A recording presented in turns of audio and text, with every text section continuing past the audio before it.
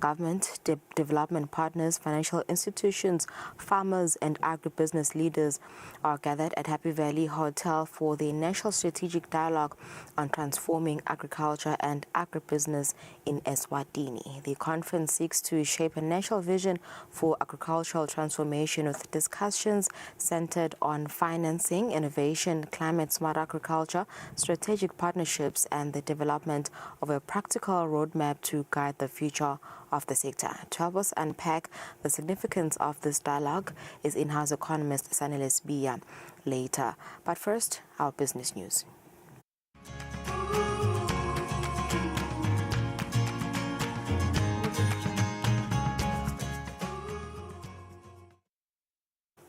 In our first story, the World Bank has urged government to prioritize investment in agriculture, saying the sector has the potential to drive economic growth and transform Eswatini's economy.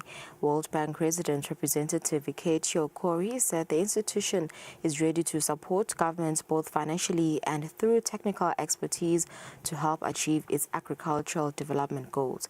He was speaking during the National Strategic Dialogue on Transforming Agriculture and Agribusiness at Happy Valley, which entered its second and final day after commencing on Wednesday.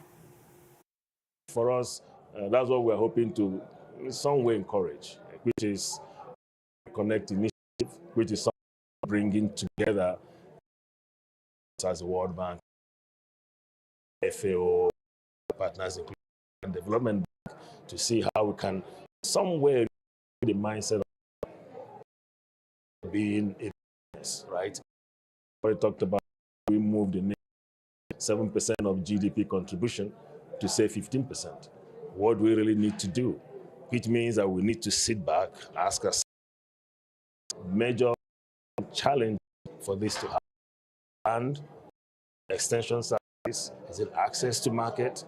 And how do we work together to be able to solve that problem? And I think that's where for us as a bank, we feel this platform can be an aggregation, right? That brings everybody together. It can be money, but not necessarily. Like I said before, the answers are already in the room. It's more or less trying to say, from a policy standpoint, government do it on and of course, financing standpoint, happy to help. Like I said, supposed to be Eswatini is a middle-income country. The kind of support that we provide is going to be determined by what the government wants. What I can say yesterday is seen agriculture as a major driver. And if you want better jobs, agriculture is key to that. So the question now is to say, do they agree with it? And if they do, what of investment do they need to see happen in a particular situation, right? Knowledge, equity financing, but as a word, this is more of let us know. The Honorable beyond climate change, funding and access to technology, agro-processing remains a major obstacle, says he to address the challenges and accelerate efforts to ensure that agriculture makes a contribution to the economy.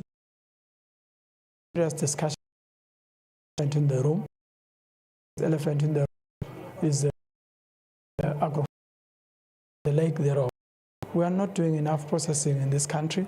We produce a lot of stuffs and quantities, but generally raw.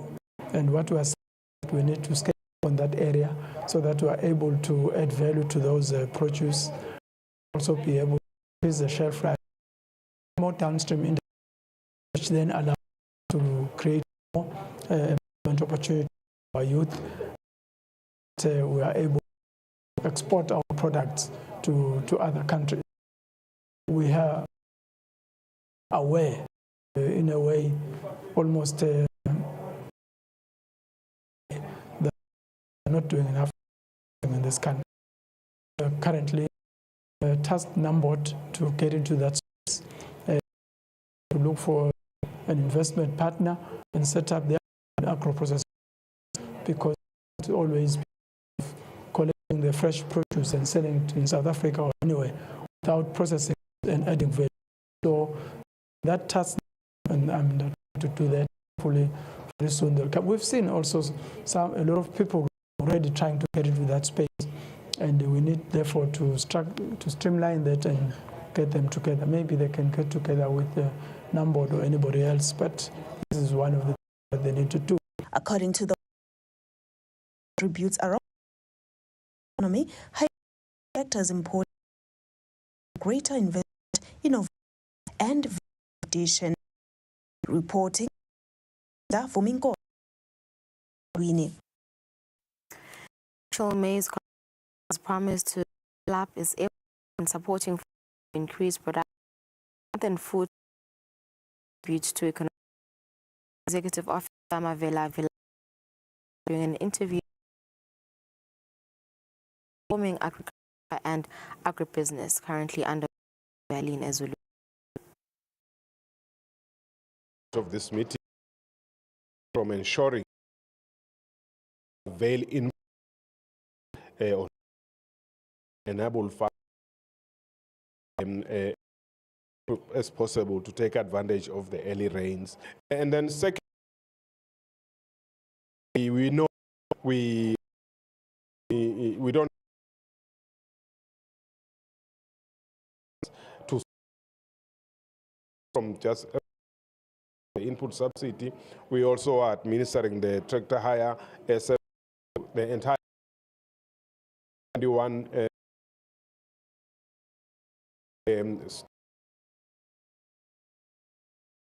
so we private tractor, the strategies that we are looking at implementing, but the fact that if we industry country and political decision, one of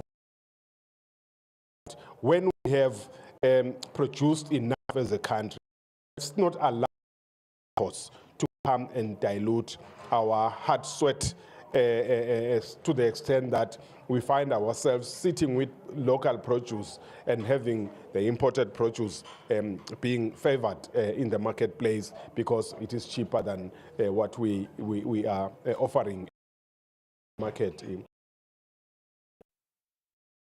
All right, and that marks our business. After the break, we'll speak to economist analysts on bank data.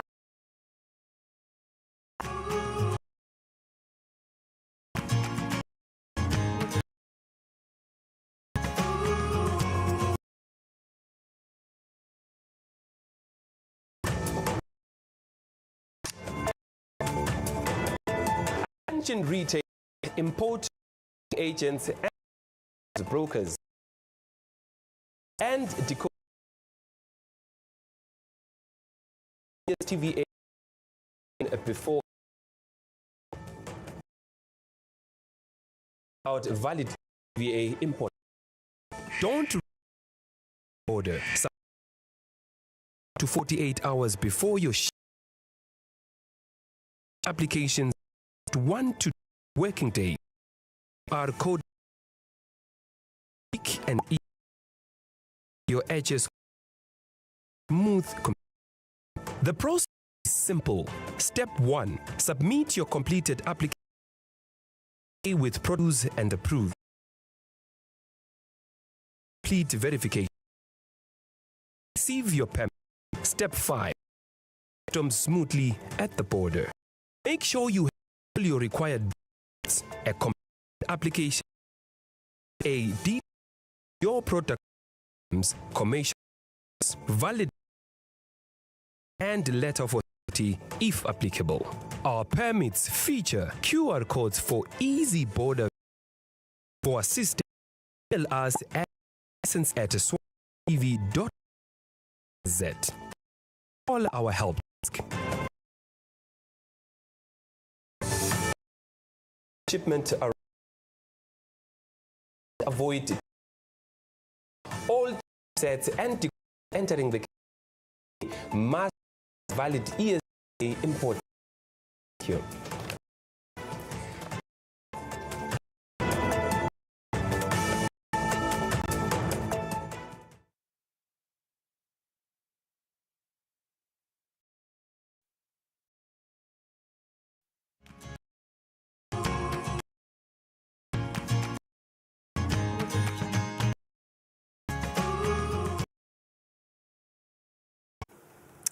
Like this is Mark for World Bank has government as essential economic growth. Country represents Chiokori holds enormous for the question remains: are local farmers ready to seize these opportunities from limited access to the growing impact of climate? Farmers continue to face bonds, government,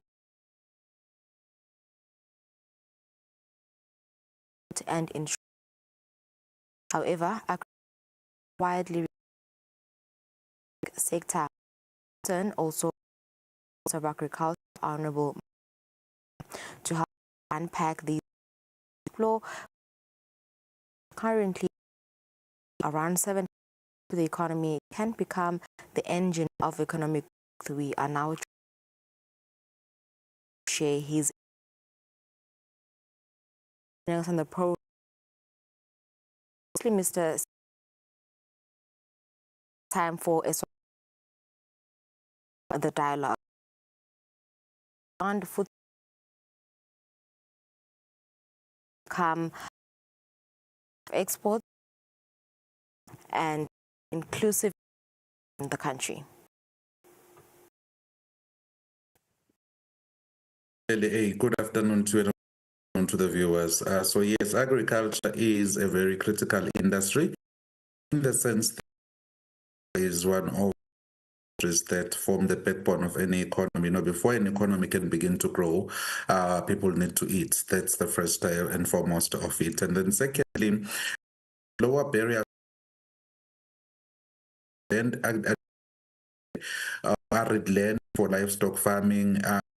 Everyone can into that sector. And then also looking at the fact that Eswatini, everyone almost and land becomes one of those important assets that the kingdom has. So yes, coming into agriculture is one of those important, and agriculture is what would bring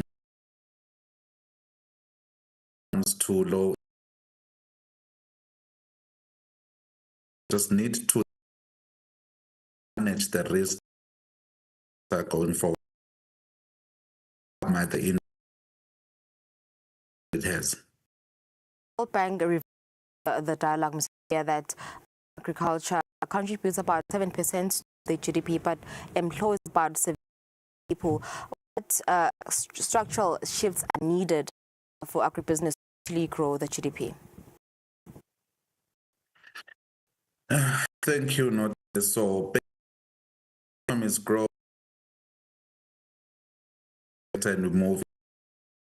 A more managed say of the contribution of GDP tend to come down in terms of the overall share. But what we are looking for is how do you get to mechanize agriculture level where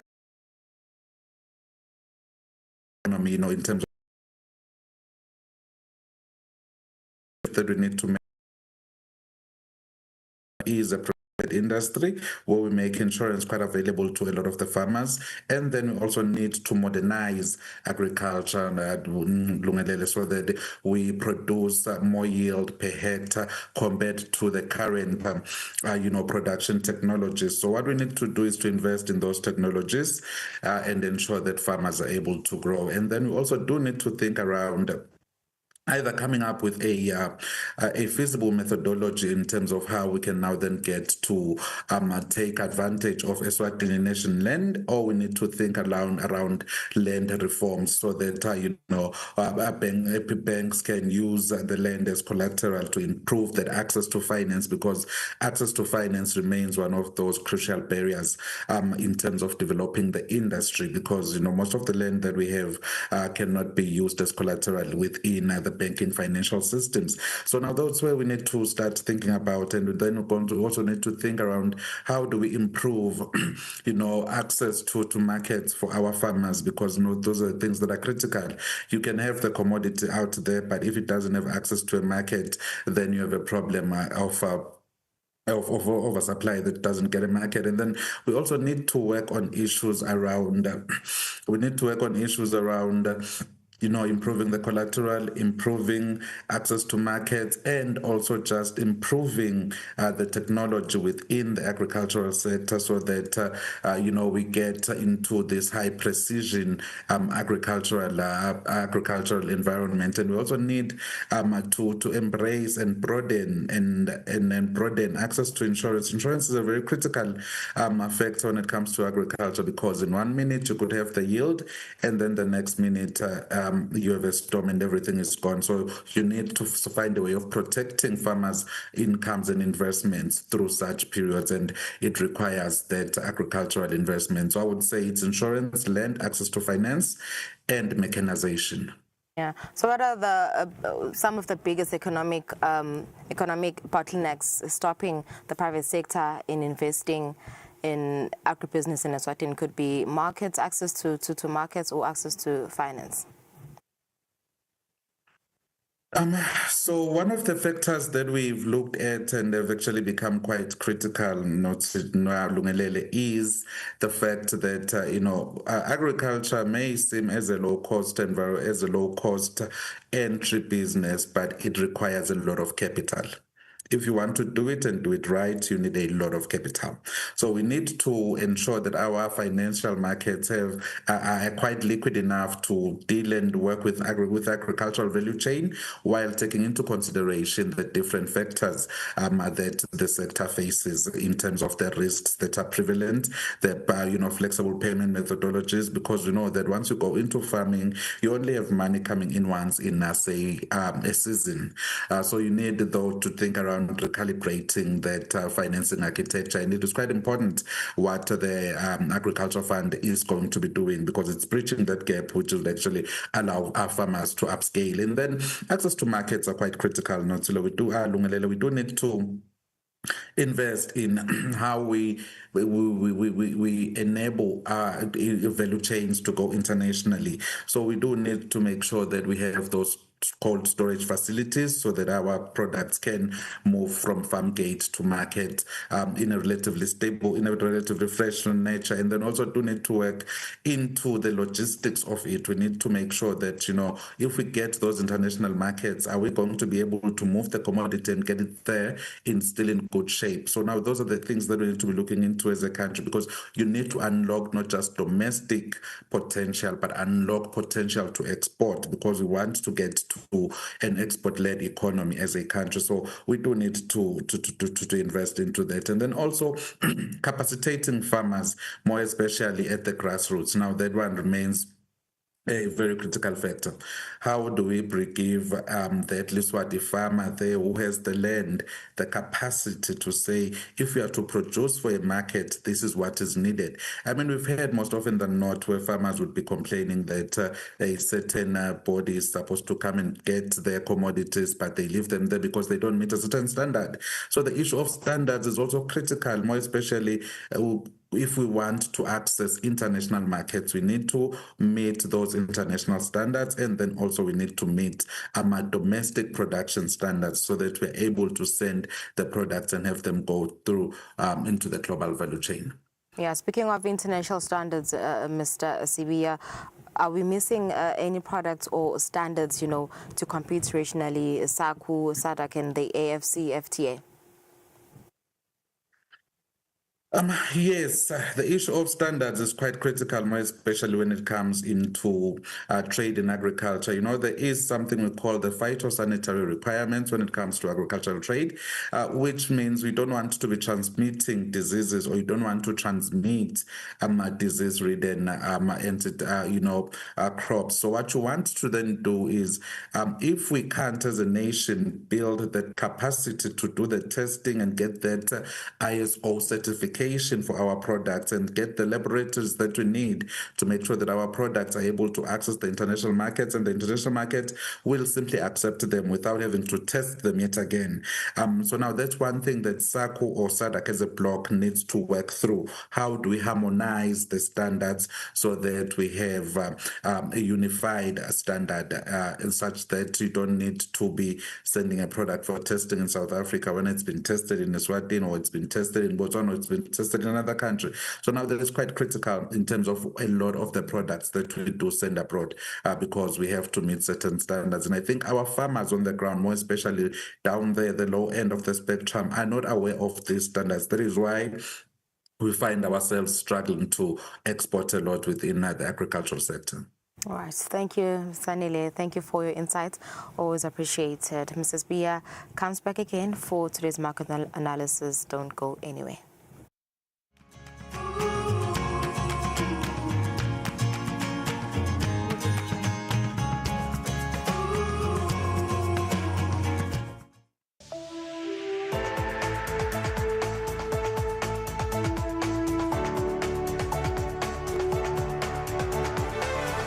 To all the viewers of Eswatini TV in the kingdom and beyond.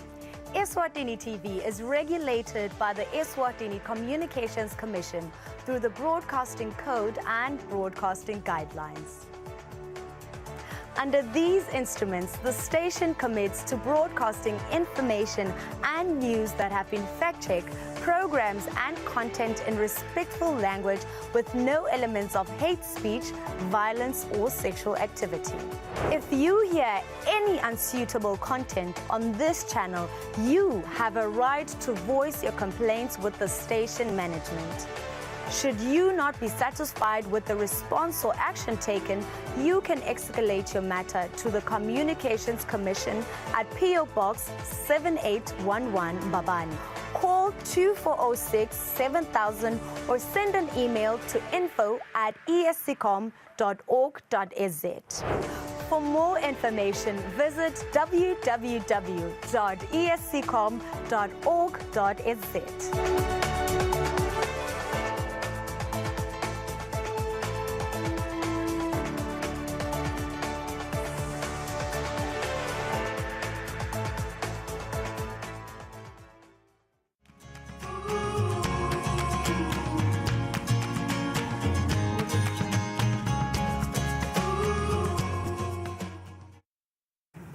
All right, so welcome back. You're still tuned into Market View. We now get into our final segment, the market analysis with Sanile Bia.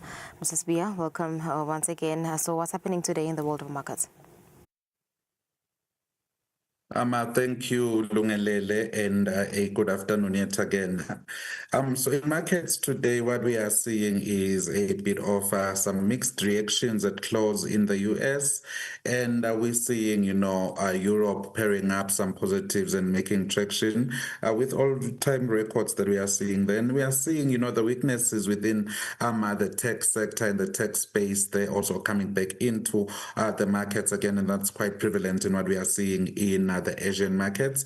And we're also seeing gold, just edging up, as well, and with oil, stabilizing around the 80 mark. But starting with the US markets, following some stellar earnings, we are seeing the Dow Jones Industrial Average up 263 points, following those the earnings, the earnings that we've been seeing. But we've also been seeing some mixed earnings, some disappointing results coming through from the likes of AMD and quite a number of semiconductor stocks there, which have actually pulled back the Nasdaq Composite Index 221 points in today's trade, and the S&P 500 remains above the 7,700 mark.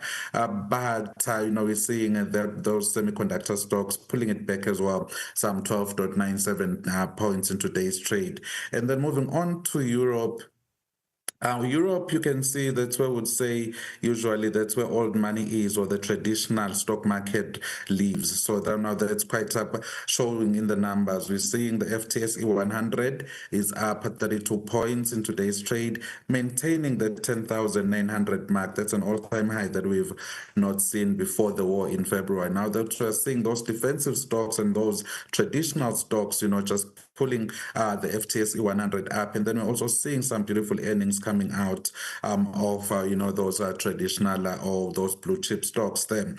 Germany, also moving up to the 26,000 mark. The DAX has gained 67 points in today's trade. Now, that's being pushed in part by the stabilizing or the positives that are coming out of the Middle East in terms of the peace talks. We've seen that there has been a deal that's getting closer to being reached around how we're going to be transiting the Strait of Hormuz in terms of the trades there. And then the CAC 40 in France, those luxury brands are really just doing the most these days. We are seeing an all-time record there, sitting at 8,730.38 coming through from the CAC 40 there in Paris. Also being buoyed by the fact that we are looking at the positives that are coming out of the Middle East there. And then moving on into Asia, we're seeing Japan and Hong Kong really just feeling the brunt of those tech stocks, those semiconductor stocks. You know that the Nikkei and the Hang Seng is also one of those tech-heavy stocks there, and it's taking leave from what we are seeing in the US. The Nikkei is down to the 65,000 mark, losing 617 points in today's trade, and the Hang Seng in Hong Kong is down 385 points today. So what we are seeing here is, albeit the fact that we are moving away from those geopolitical tensions, now the earnings are just pulling back the Nikkei, and it's struggling to get back to that 70,000 momentum that we saw earlier on in July, in May. So right now we're seeing that there is a lot of volatility around AI stocks and what it means for the market valuations there. But overall, we're seeing some stimulus coming into Shanghai there. The Shanghai Composite Index is climbing back up to the 3,900 mark, hoping it'll get to the 4,000 mark if this momentum is maintained. Coming into South Africa, the miners are performing very well, and those peace talks in the Middle East are bolstering what we are seeing happening in the Johannesburg Stock Exchange. We are back on the 115,000 mark in terms of overall share volumes, up 188 points in today's trade. And then coming into Eswatini, we have not seen any movements there in Eswatini Stock Exchange. In terms of gold is shifting up to the 4,327 ounces, $4,327 per ounce. Now that's driven by the fact that, with the stabilizing Middle East crisis, we do expect a little bit less of those volatility, which would lead into an inflationary spiral, causing an interest rate hike there. So now we are seeing traders pricing in less and less of an interest rate hike if these peace talks are going to hold. Brent crude oil slightly up 0.8 points in today's trade to trade at $80.25 per barrel. We are seeing these numbers coming to light in light of the peace talks that we are seeing in the Middle East. And with those stabilizing Middle East tensions, we are seeing a return to emerging country currencies, and gold is also supporting what we are seeing in terms of the currencies. We are trading at 16.30 against the US dollar, and we are trading at 18.82 against the euro, and we are trading at 9.68 against the Japanese yen. Thank you, Lingelele. A lovely weekend to you. Thank you, Mr. Sbia, for that analysis this afternoon. This was our final segment.